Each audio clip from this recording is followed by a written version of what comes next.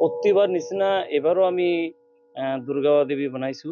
তো এইবাৰ আমাৰ স্পেচিয়ালি আছে আমাৰ এই মটৰ আৰু ৰাজমা আৰু সাবুদানা। এইটো আমাৰ বৰপেটা কলভঙা যাব। আৰু আমাৰ পিছফালে যিটো আছে এইটো সমুদ্ৰ সামগ্ৰী, এইটো যাব আমাৰ বৰপেটা ৰোড শিমলাগুৰি, তাতে গোল্ডেন জুবলি হ'ব। আৰু আৰেকটা আছে আমাৰ এই প্লাষ্টিকেৰ ৰসুয়া, সেইটো আমাৰ যাব বিজনি ঘোষপাড়া। প্রতিবার আমার 4টা 5টা থাকে, কিন্তু বিশেষ সময় দিব পারা নাই, সেই কারণে আমি এবার 3টা বানাইছো। মোটামুটি 6 মাহ লাগিছে। এটা প্ৰতিমূৰ্তি বনাওঁতে মূৰ্তি বনাওঁতে কিমান খৰচ পৰে? চব এইটো মেটেলৰ ওপৰত কথা।